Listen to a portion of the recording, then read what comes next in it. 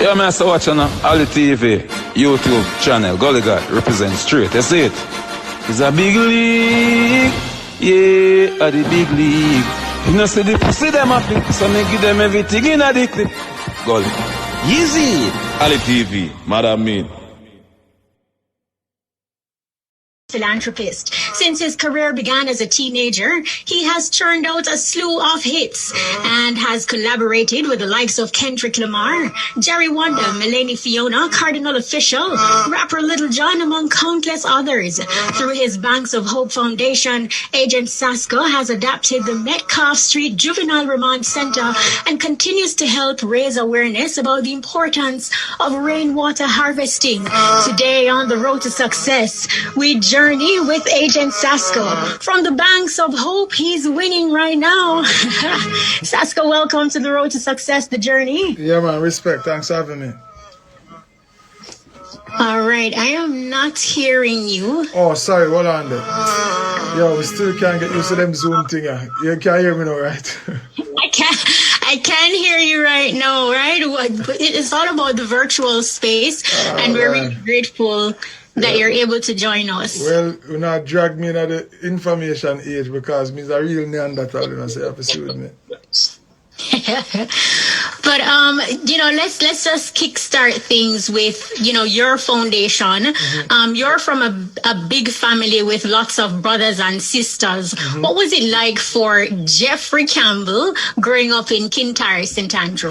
All right, so the first part is that it wasn't exclusively in Kintyre. That's where I live primarily with my mother, my older brother and older sister, being the wash belly for my mother. But my father lives in St. Catherine, and that's I'll be between both places, and I'm the middle of 9 for my father, and so yeah, it was very festive, weekends and holidays and thing, and my father have like a farm and things, so tie out goat and feed pig and feed cow and all of them things. That was a part of growing up, and and also just learning to do things about the place, build this and nail up that, and them kind of thing, which is part of what I'm very much involved in and passionate about, and at this time, yeah. So, being the wash belly for your parents, did you get preferential treatment? Not for my parents, so my mother. For your mom? Yeah. So, finish the question. If I got what? Did you, if you got preferential treatment? Because you know how mummies are, with the last one, everything is the last child, wash belly. Put it this way, everybody have their own perspectives, right? So from where I was standing, it never seemed so. So maybe if you ask my brother or my sister, they might have a different account. But it was.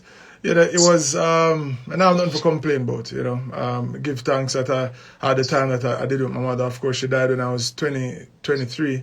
And so, up until that point, I can only, just give thanks that I got the mother that I got. And then up to this point, thankful for the father that I have and the kind of relationship that I have with him. And also, just the kind of things that he made sure to at least try to impart on not just me, but us.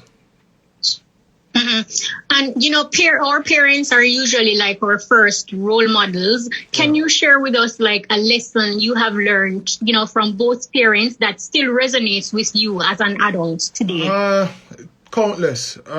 So for example, I never saw my father smoke anything, ever. Nor my mother, for that matter. So, but just talking from the male aspect of things, and so I've never smoked anything. So that's very much a big part of just the fact that my father wasn't that example in terms of and then of course a part of that is choice as well.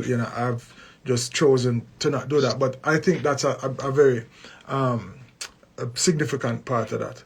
And then from my mother's side, it's just her trust in God and just her being a true good person. just the kind of person that is beloved in the community. People, everybody call her Auntie Nelly.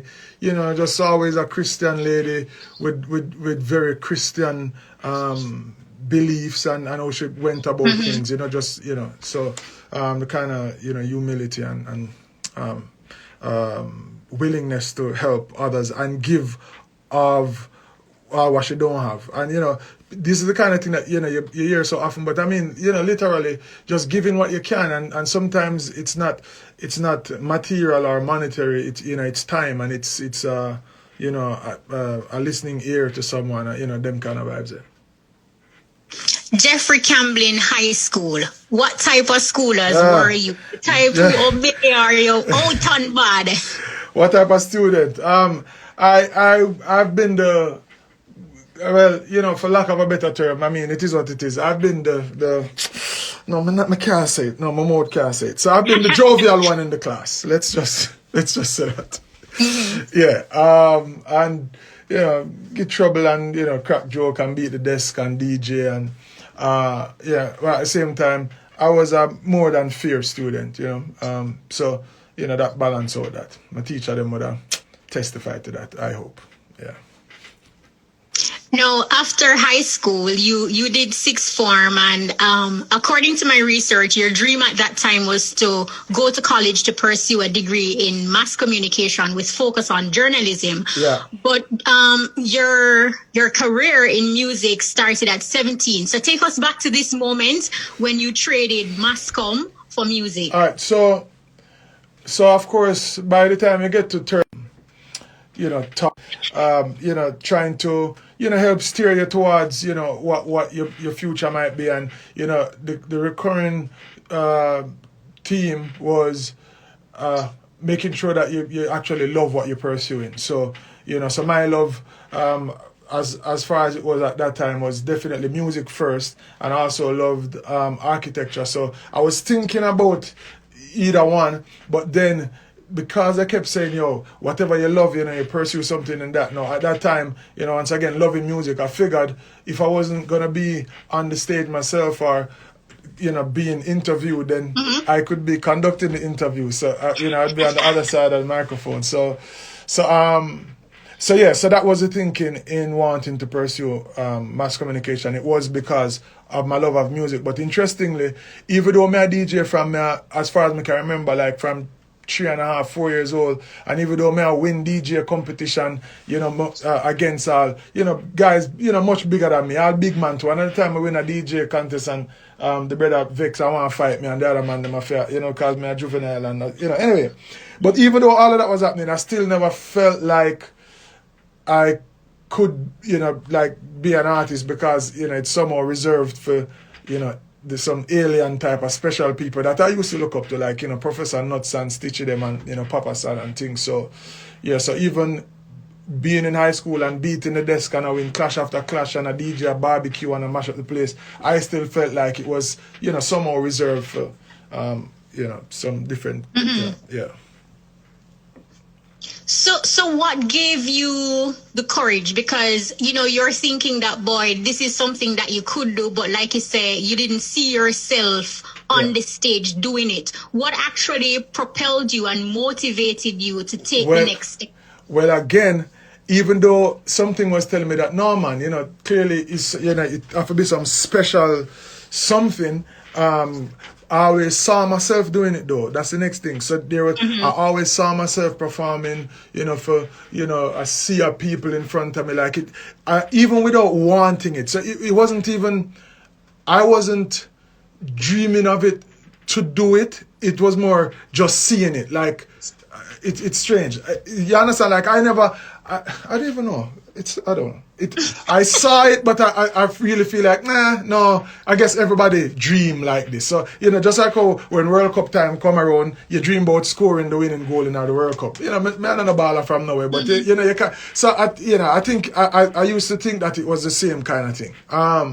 But how things turned into me thinking, say, I'll do something else, into me going to the studio is just a series of events that, you know, when people say I did just say it for go, warfare, just, them kind of vibes. Literally, I was giving my music away, and it turned out into meeting Sprague Benz and him introducing me to Donovan Jermaine and be like, yo, Jermaine, that you want DJ for him summer holiday, because I was in lower six at the time, and, for the summer before upper six.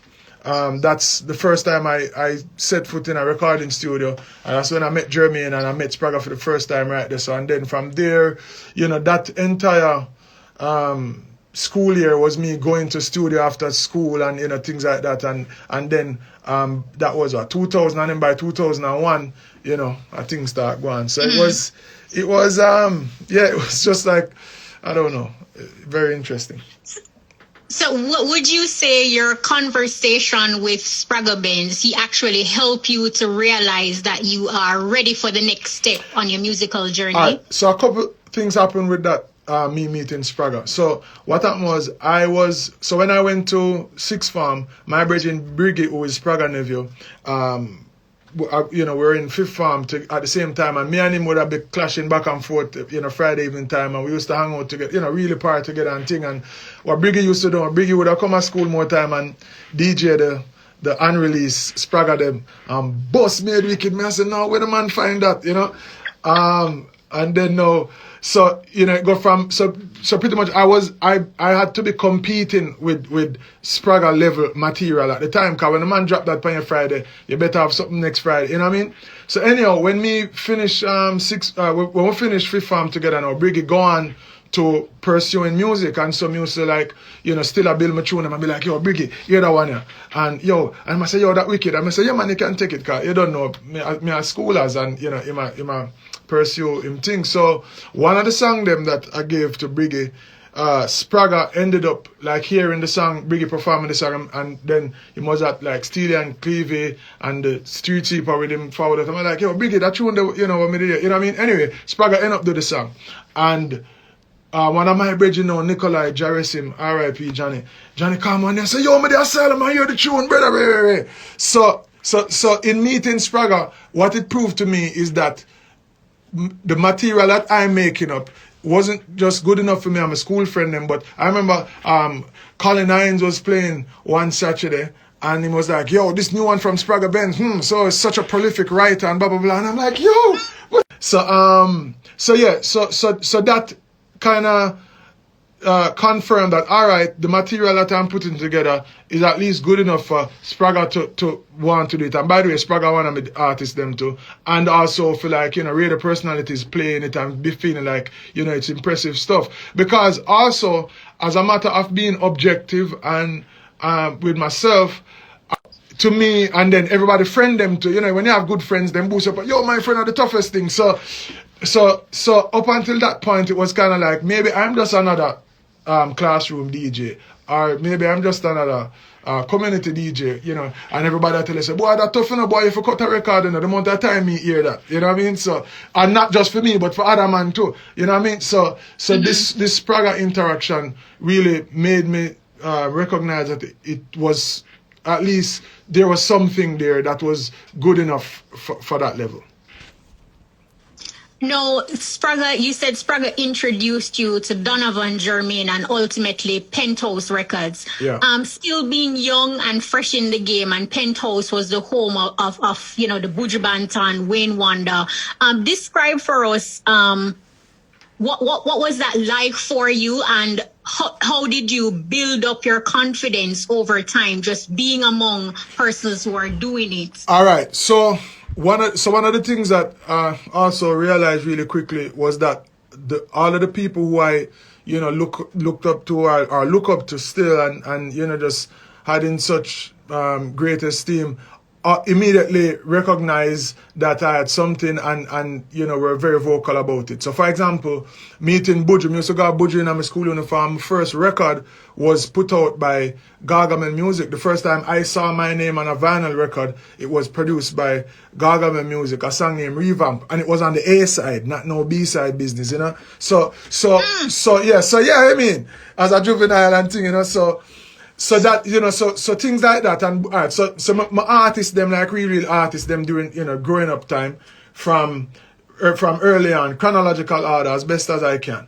Stitchy and Papa San, Professor Nuts, Shabba, then Buju, then Bounty and Spragga in the latter half. And then by the time I get to high school, I start to appreciate the music or the art form rather more as like martial arts, where remember some old martial arts movie where you have different styles of kung fu or karate, and the more styles, you know, the better it is, right? So like modern also art, you have the bunty style and the ninja style, and you have like that line, and then you have and Shabba would have be from that same vibe there, but then you have the Caperton, and then you have the Baby Wayne, and then Cabra over this, and then, you know what I mean? So I started to, and of course Beanie, I mean all the greats, I start to appreciate how different people have different styles, and you can, you know, learn from all of them. So it grew beyond just, you know, admiring a few artists to, you know, just the art form itself, and understanding that you can learn from every man, even Mango ranks on the little amateur part of the concert. You know, I try reach and show them early for just see everybody and try learn everything, and,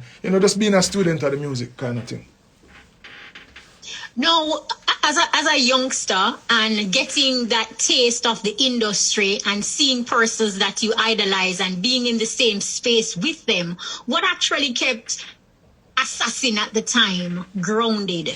All right, you know, so one of the most powerful experiences of my life was meeting Spragga Benz for the first time. It would be the most famous person I go meet. I did up on a bus one time at Half a Tree and see Bunty under the, like them used to wash cars in the Half a Tree bus park. And I dip on the bus for got Papi in, you know. Like I dip on the bus from 6 Mile. And when I see a Bunty killer that stand up there, so I come off of the bus and just stand up one side and just look on them. Anyway, but I never meet him. I just stay there and I say, right, I Bunty that, you know. Anyway, the first time actually I got meet Spragga now, this is the most famous person I got meet. And I remember just to see him stand up one side and just observe everything about him. And him have on a jean shorts the time and a marina. And him sit down on like one of the console in a penthouse. And I look on the man foot and say a big vein in him foot round and so. And I say, he's a man. It's just a man. Remember me I tell you say earlier on, I used to think say some special beings have to do this thing.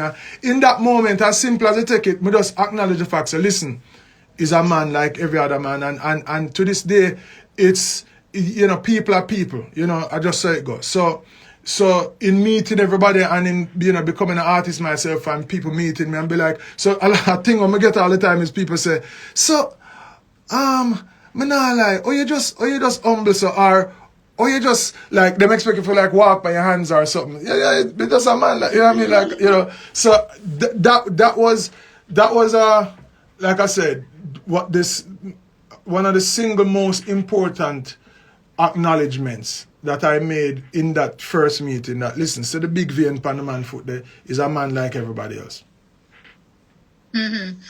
No, ultimately, you, before your Diamond Studio, which is now, you started or co-founded Boardhouse Records with your brother. Can you remember what actually propelled you to create your own so early on in the game? So it's kind of like when you look at, you know, the landscape and see the people that you also admire and see the steps that they have taken, it's kind of like almost automatic. You know, it was another one of the things that if you mean yourself any good and if you have no ambition as a human being and as an artist, then, you know, you want to have your own label. And, you know, just, so outside of that also, you want to be able to, in a creative space, do exactly what you want to do. You know, whenever you record for a producer, it's kind of like, you know, it's a shared vision of, you know, what you want and what the producer wants. But if you're, you know, producing your own, then it becomes, you know, what you want to put forward. But at the same time, I always was very keen to not feel like, oh, I'm going to start my label and record only for my label and, you know, like pretty much lean on my own understanding. It was always to just have that outlet, but, you know, still, you know, record for other producers and, you know, keep it going like that. No, you could have taken a different path because as Assassin, lyrically, you're wicked, you're bad. Everybody know that.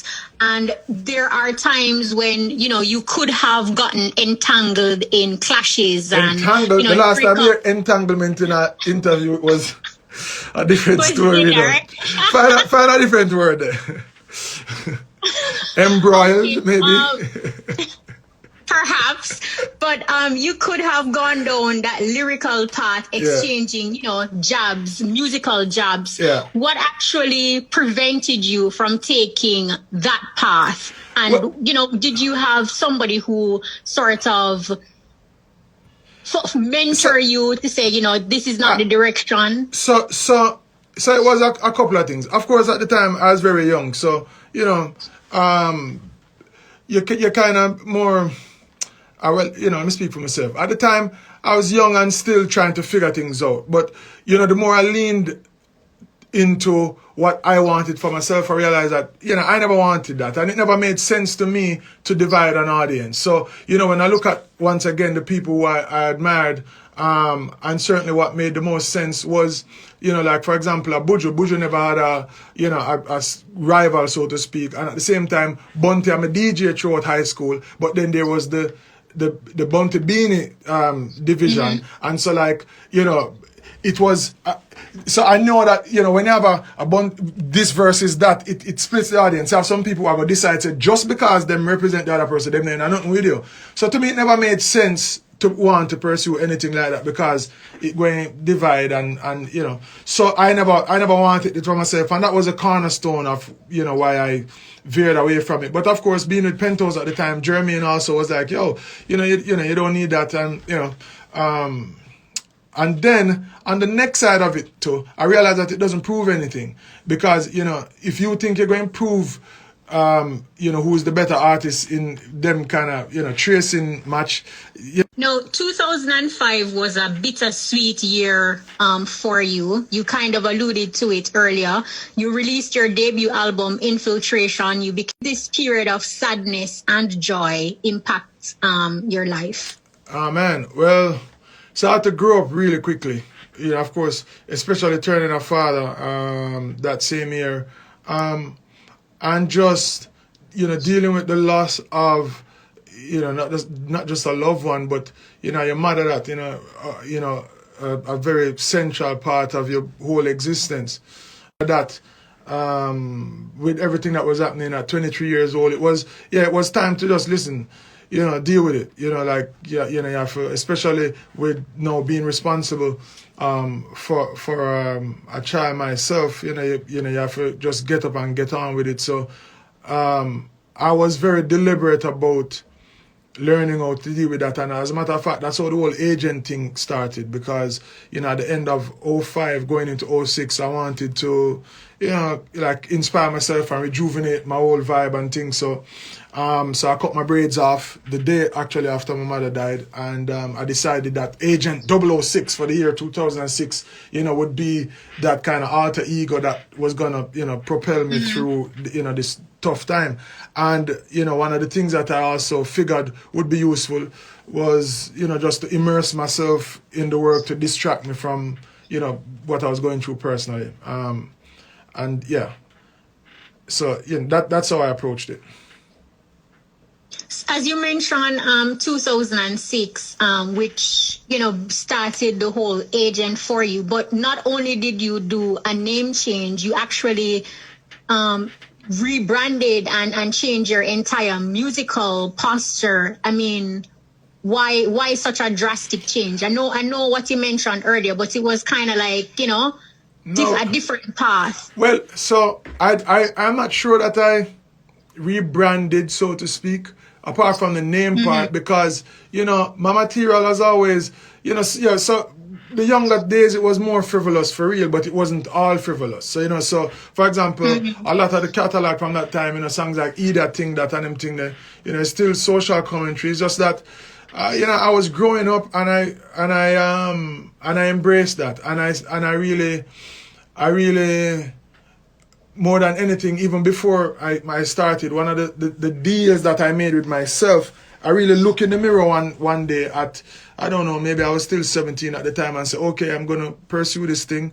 Couple of things. I'm not going to pursue it blindly and without reason for 5, 6, 7 years, just plowing away if it not work out. Because I've seen that happen, with a lot of people, and I decided that, listen, in 2 years, if you can't see marked progress, it's time for go find something else and do. So I had that conversation. And then another part of the conversation was, no matter what happens with this thing, I must always recognize myself in the mirror like I am now. I was looking in the mirror literally saying, listen, no matter what go on, you're supposed to still look like yourself. So still no piercings, no tattoos, none of that for me, because that's just kind of like the conversation that I had with myself. So a next part of that was to always be real with myself. And so my material should always really represent my values and, you know, my core beliefs and things. So, you know, if I'm getting older and I don't feel like I don't think the same way I was thinking when I was 17, then I'm not going to say the same things regardless. And so that is, so, you know, and then, you know, my kids now, and then the kids them start get big, and then I start thinking about my grandchildren, and what am I going to think about my music? You know, when them Google grandpa, I say, what the ratted grandpa did I go with? And then I say, my kids them I do it now. Well, like Joshua, we just find a tune, Daddy, I didn't know this one, and he that thing that, and you know, in my jive with it, and you know, whatever else. So yeah, it was kind of like those things that started to just, you know, have an impact on how I chose to go about my music, and then even the value of it. So even like I find that the fulfillment for me was coming from the songs that people come up to me and tell me that, boy, you know, I really love this song because, you know, it make me feel better, or, you know, it inspire me, or, you know, when I'm having a bad day, I play this song or whatever. Then I start to realize that is really where I was getting the most fulfillment, you know. And so then if it, you know, if it make me feel good and it make people feel good, then let's do more of that, you know. Have you ever had a time on your journey that you have said to yourself, Agentsasco, this not working out? Have you ever had that moment? Of course. Listen, so there was a point where I was having quote unquote, you know, relative success, you know, a thing I go on, you know, shows up, you know, I fly out every, you know, other weekend, or if not every weekend, you know, city after city, you know, yeah, everything nice. And what used to happen to me, I used to get back to the hotel room, and, you know, there's a time when you're back in the hotel room, you're still riding off adrenaline from the show, and you can't really fall asleep just yet. And so, you know, them, you know, hour or two before you fall asleep, I started to realize how kind of lonely it was. And then it started to turn into a bit of frustration, because I used to feel guilty for not feeling more appreciative of what was going on.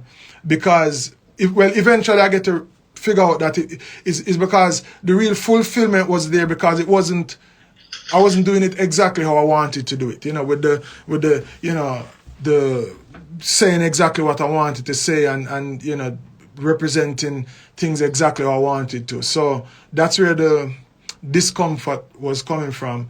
And then, yeah, like working through that and trying to reconcile how I'm feeling with how people want me to do, and what you talk about, we need it for this and we need it for that, and you know, especially, you know, at the time it was just hard to figure that out. And, you know, at times it felt like, maybe I'm for... Not for you. Yeah, maybe I'm for do something else, or, you know, whatever. On that note, Sasco, we're going to take a quick break. So listen up to your top draw dollars. Pick 2, pick 3, pick 4, hot pick, and cash pot lunchtime draws up next. When me use Island Fresh with aloe vera, it make my skin feel so much smoother. So if you want to feel better and smell fresher, use Island Fresh with aloe vera. Manufactured by Island Products, 934-0666. The time is... It is 12:59. While driving through Jamaica, there's only one radio station I listen to. Irie FM, Irie FM, Irie FM, Irie FM. So we're standing by for your top draw dollars. Pick 2, pick 3, pick 4, hot pick, and cash pot lunchtime draws. It is Road to Success, the journey with Agentsasco. Stick and stay, of course, so much more after cash pots. Lucky day! Get your tickets out and let the games begin. Good afternoon. It's Thursday, April 15, 2021. I'm Samantha, and welcome to this afternoon's Supreme Ventures live game draw. Now, before we begin, here's a quick look at our mid-morning winning numbers. Now, remember, all Supreme Ventures live game draws are supervised by the Betting, Gaming, and Lotteries Commission and observed by the independent auditing firm PwC. So now let's put some money in your top draw. This afternoon's jackpot is back at $200,000. So congrats to the mid-morning winner. And here are the winning top draw numbers. Good luck. And for money on top of money, first up for top draw this afternoon is 18. The second top draw number is 7. Now making its way down is lucky number 16. Next in line, we have lucky number 5. And for $200,000, you're going to need number 15. So now let's pick your play with our dollars game. I hope you're feeling lucky this afternoon. The winning dollars numbers are coming your way. Who buy that something? Here goes. First up for dollars is 26. Dollars, 26. Who win? Second dollars number is 36. Now making its way down is 20. Next in line, we have 16. And 16 is followed by number 28. Now coming down slowly but surely is 6. Anybody win? Let me see. We have lucky number 11. Now I hope I'm calling your winning numbers. Next in line, we have 27. How much number is this? And 27 is followed by lucky number 2. Making its way down is 33. I was say a billion. I go get 3 is followed by the number 13. Now we're wrapping things up this afternoon with the number 9. So now for some easy winnings with our Pick 2 game. Pick 2, Get those tickets out and let's go play. First up for Pick 2 is 34. The second Pick 2 number Pick 2, 34. is 26. So again, the winning Pick 2 numbers are 34 and 26. Up next, you can play it 3 ways, and that's, of course, our Pick 3 game. So here we go. First up, a Pick 3 is 8. The second Pick 3 number is 0. Now here comes the third and final Pick 3 number this afternoon, and it's 4. So again, the winning Pick 3 numbers are 8, 0, and 4. It's now time to turn up your winnings. Get ready for Pick 4. And as you know, the balls are bubbling up. First up, a Pick 4 is lucky number 4. You can ask me a question too, while all of them pickings are going. Ask me a question. It's lucky number 9. Now I wonder what the third Pick 4 number Kashima will go and go to the question, them, I must say. The fourth and final Pick 4 number is 1. So again, the winning Pick 4 numbers are 4, 9, 8, and 1. I mean no order. You can't hear me. He's to win. So let's heat things no up. order for real? Here we go. The winning hot pick. My brother, who that? Demo dialogue, big up yourself. Congratulations on you can't hear me? The winning number is 5. Now get on track. Cashpot Money Train are run. Every week is a mystery prize, and this week you can win $300 for every $10 winning Cashpot bet. So board the train and collect the winnings. Let's get ready to play our Cashpot game for Thursday, April 15, 2021. Now you live to play it, but can you win it? Get ready to be a big Cashpot winner. And let's see what the winning Cashpot number will be. And this afternoon's winning Cashpot number is 19. Congratulations to all Cashpot winners. Again, the winning number is 19. It's now time for some mega winnings. Good luck. So much winnings. And what will it be this afternoon? And a white ball has been selected. So go mega 6 times per day for more chances to win big. Again, the winning Cashpot number is 19, and the lucky mark for 19 is silver money. And a white ball was selected for both Cashpot and Hot Pick. So now let's take a look at this afternoon's winning numbers. And of course, congratulations to everyone who won. And please do join us again at 3 p.m. with Carrie Ann for more games you love to play. I'm Samantha. Have yourself a supreme afternoon. Hope you were a big winner. Play your favorite Supreme Ventures games every day and tune in for our live draw 6 times a day at 8:30 a.m., 10:30 a.m., 1 p.m., 3 p.m., 5 p.m. and 8:25 Right. p.m. Ready on again this now. station. Question time Supreme again. Ventures. We're not making listening winners Iris. every day. That was the lunchtime top draw dollars, pick 2, pick 3, pick 4, hot pick, and cash pot draws. Congratulations to all of today's winners. Join us again at 3 p.m. for another chance to win in hot pick and special pot draws. Nation, baby. Rain or shine, any weather. When we go pool, we go Berger. The time by Berger for lasting beauty and protection is... It is now 5 minutes after 1 o'clock. If you are just joining us, it is all about Road to Success, the journey. Today we journey with Agentsasco, dancehall DJ, prolific writer, and philanthropist. Welcome back, Sasko. Yeah, we're there. See it coming to stronger. Yeah, man. One of my favorite songs in this for real. Give thanks for the obstacles You know me where? If everything did smooth every day, we would know we would overcome. Cause if you don't No, before the break, you were talking about on the journey how sometimes it felt lonely, and you have contemplated, calling it quits sometimes because of how you felt, and you also struggled with not being grateful based on what is happening and going on in your life because of the loneliness that you felt. And also like I say, feeling like, all right, yeah, I'm making some noise, but it's a different kind of noise more I make. You know them kind of way there. So I think that was really where the disconnect was happening. And so it took a little bit of time and work and support to work through that and to figure out how I wanted to go about it, and in doing that, that's where all of the fulfillment forwarding, and then interestingly enough, that's when everything just get better, Mm-hmm. Yeah. No, I've heard you said before that hitting 30 was like the worst day of your life. Yeah. What made 30 so bad? So I think I ascribe significance to turning 30 because I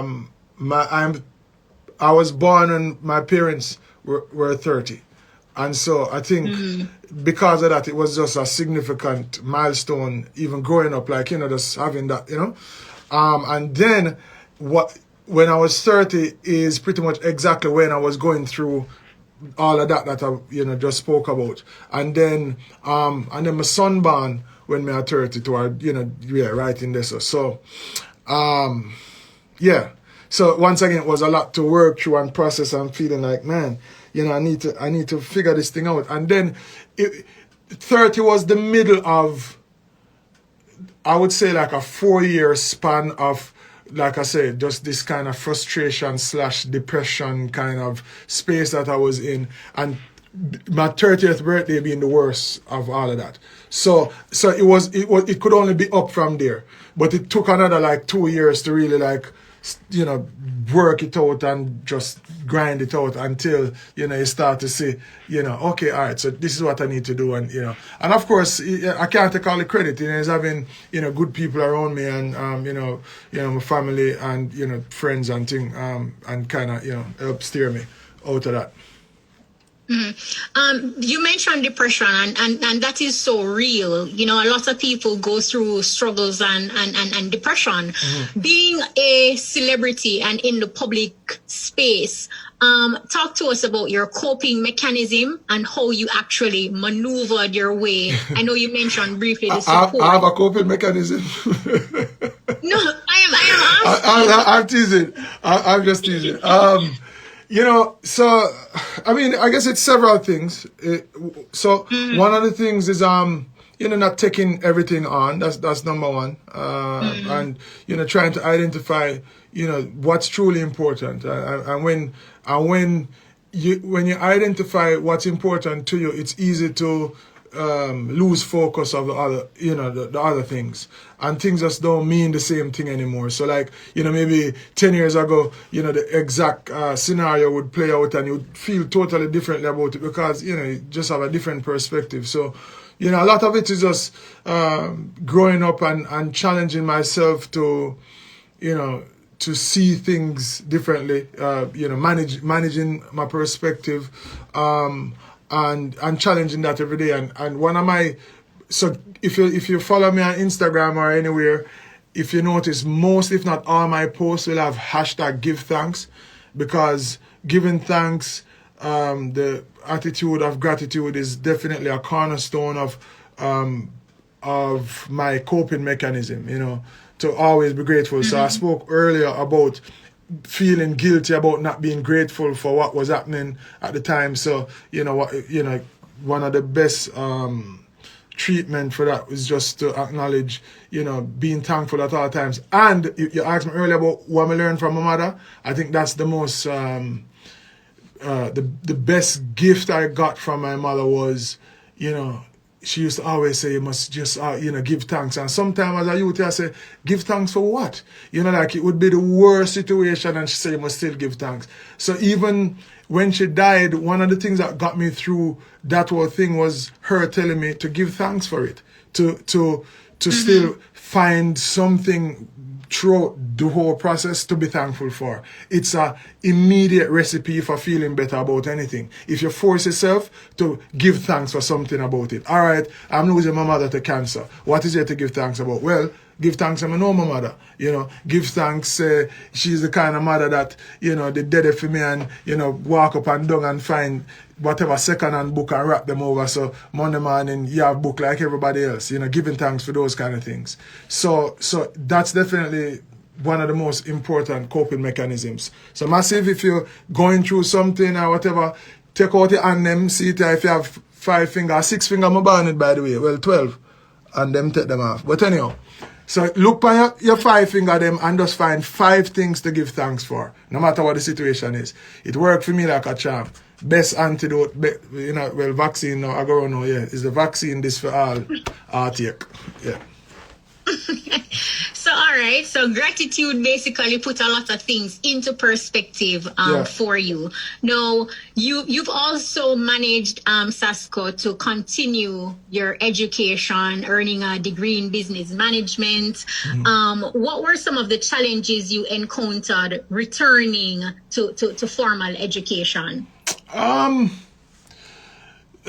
The only thing was, of course, long distance model, because, and then traveling and doing all of that, and having, a wealth of distractions, but, outside of that, it was all right. Now, you have also given us comprehensive projects like, the theory of reggaetivity, Hope River, and we see the work that you put into these projects. We see the effort, the time, the writing skills, the research. How do you handle disappointments or setbacks? You put out a comprehensive projects and you're perhaps thinking that, this is Grammy worthy, or how do you process those kinds of things? Because it is what it is. Yeah, so guess what, know? One of the best coping mechanisms, and I come to learn it now and I live by it and I embrace it 100%. Anything that I am doing inside here, this is Diamond Studios, there's no consideration of an outcome. Zero.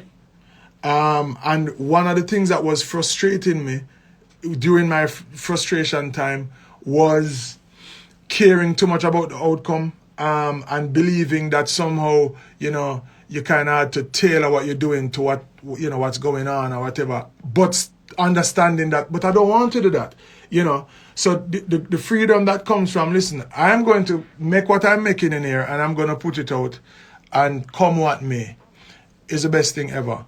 Because, you get creative freedom from it. And as I say, it's like give thanks. Why I say it's sell 1 copy, give thanks. Why I say it's sell 1,000, well, give thanks again. It's just freedom. I divorce the outcome once it comes on to music.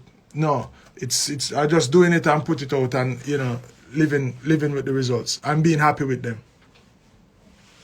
You mentioned it earlier, having an attitude of gratitude, and Hope River does give us this type of vibration.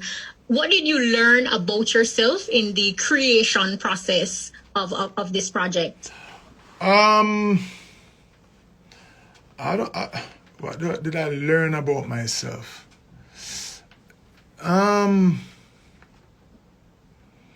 I don't know. I think in making that project, I'm trying to, still figure out exactly how I'm to express myself, and still fine tune exactly, how to best serve people who care about my music. So one of the things I figured out was you have to slow it down, Bridget. This bag of, DJ fast on the rhythm and people can't really hear what you're saying, then nobody wins. So one of the things that I started to pursue in that making that album was to be deliberate about managing the tempo. So for example, we put your first and second and third, watch your blessings come forth. You can hear the lyrics. It's at a nice tempo that you can hear everything. I said we're winning right now. A lot of space, grateful. How could I not be grateful? How could it just really slowing it down? So so in terms of like presentation wise, I'm still trying to learn and figure out those things, and that's one of the things that I think came up through making that project. Mm-hmm. You mentioned winning right now, and this is like a timeless classic hit. It's more than just music. It's affirmation. The video features your family, and it has impacted other families as well. Did you think winning right now would have been such a source of empowerment for so many people? But me just tell you something, I think about them thing there. Mm-hmm. No, you just do it. Yo, you see that? You just do it, like Nike say. Just do it. Just do it. And then what I will tell you though, once again with the attitude of gratitude, you just do it, and then when it forward and it have the impact that it has, then you give thanks. So I'm definitely very happy to see the way how it has manifested and just the way it really moved people and continue to do that. And so I'm happy for that. But I can't all right. But so there's two things. There's divorce in the outcome, but there's also sometimes you just feel a vibe like, yo, I think I was saying at the intro, I think I score an offside goal per now one. If you listen to the song good, you hear me say I score an offside goal, which is something I'm always say when it's kind of like, you get where we do one, It felt to me very, very, what's the best word? It felt very natural. It felt very organic. How the beat did feel and how the lyrics did come together. And then Sharita Lewis went crazy on those vocals, the supporting vocals on there. So how everything come together, it feel like, yo, that one I feel like, yeah. But all right, make we see. Yeah. So is it safe then to say Agentsasco's creative process entails you not dwelling on what will sell, but just what feels right? Absolutely, 100%. Couldn't care less. I think management like hear that still, but it is what it is. Like but just do it because I love it, and that's that. So what are your views then as it relates to the business side of the music? Do you consider that any at all? Because a lot of persons, even though you're doing music because you love it and you're passionate about it, you really cannot divorce the business aspect of it. Because that's why you have management. That's why you have people who for them job for about that. I personally, I don't love. For example, you see, if you want to get me. Just ruin my day. Just start telling me about algorithms and demographics and and which part I must like all them like I don't want to do that. I just want to make music I want to make, and so yeah. But of course, don't get me wrong. I fully understand and appreciate how important the business part is, and one of the things that you can best do for yourself as a creative is find people who you can trust to manage that part, and it's a double-edged sword, right? Because a lot of the times that's when the the unfortunate situations of, people abusing that trust that you put in them and thing, and, because, you don't want to do that, and, you don't want to have to, you want to create and then, so anyhow, one of the things that you can hope for is to find people who will be able to do that for you, and, of course, making sure that you also know the business as well. So not doing the business is one thing, but you at least should know it. And I would like to believe I know enough of the business, man, and around. That's a really different perspective, but I totally understand having that attitude for gratitude, but then having good business sense is also vital. But clearly, you have a team that you put your 100% trust in. No, it's not that. No, as I say, if you know what time it is, knowing the business means that you know what is up, and then also to operate from a place of having to go double check and check back everything, that's also a disservice to you and everybody involved. So, you're absolutely... You say check. Yeah, you have to make sure so they check them correct. But yeah, it's a balance. And you have to operate in that space of, so you can create freely. Yeah. Now, from backyard to kitchen to modern builder, you have successfully given your family a taste of rural Jamaica while living in the corporate area. Yeah. Explain the fulfillment this brings within your household, especially for your children. There is no word in the English language or any other language that we can think about that can accurately capture what it feels like to plant a tree, watch it grow, reap food from it, and then see it in your plate. Let me tell you something. That, as I said, I can't really describe that. However, you notice me not try keep the vibe for myself. Sharing backyard to kitchen and encouraging people to do the same is because I want people to feel that, fulfillment. And the great thing is you don't need acres to do it. Matter of fact, you don't even need no kind of land. If you have anywhere where a bucket can fit or a pot, you can plant something. I must say plant any... Listen, pepper, for example, everybody use pepper in them seasoning for the most part. Pepper can grow in a pot, and it is just rewarding to go, so you did plant a little pepper tree and, you fry up something and you can go pick two of them and cut up same time. Trust me, do it. Yeah. Mm-hmm. But the kids love it, and, I learned that whole vibe, of course, especially being at my father's. I say, for go pick soursop and then, you see soursop juice on the table Sunday, with the Sunday dinner. It's just a different kind of vibe. I go pick some jelly, and the thing is, we have to remember, say, the other 14 or the other 13 parishes outside of what go on right. So know exactly what go on. We in the corporate here, they really understand that. The man in Portland, I said, what the big excitement to talk about? The St. Mary man, I said, what do you mean? Everybody don't have banana tree, Yeah. Mm-hmm. No, we see you through social media consistently building stuff. What have you built that you're most proud of?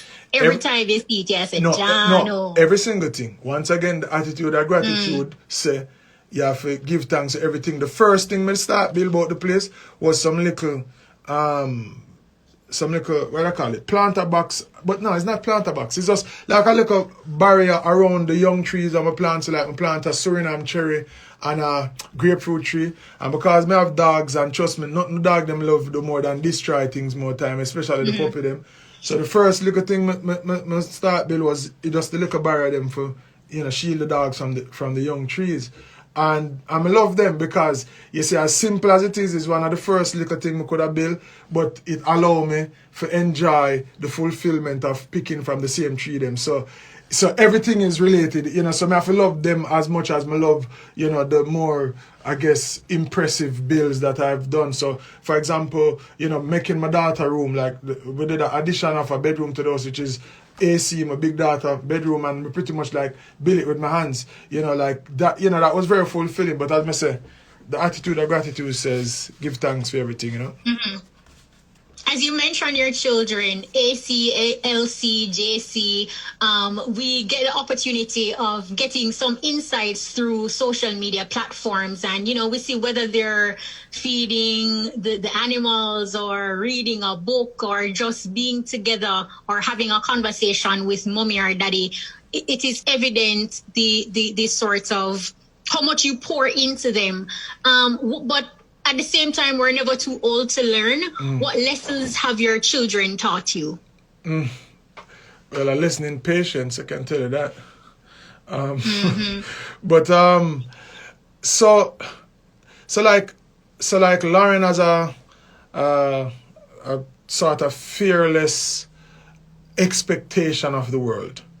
And I remember being kind of like that, but not nearly, you know, as her. Yeah.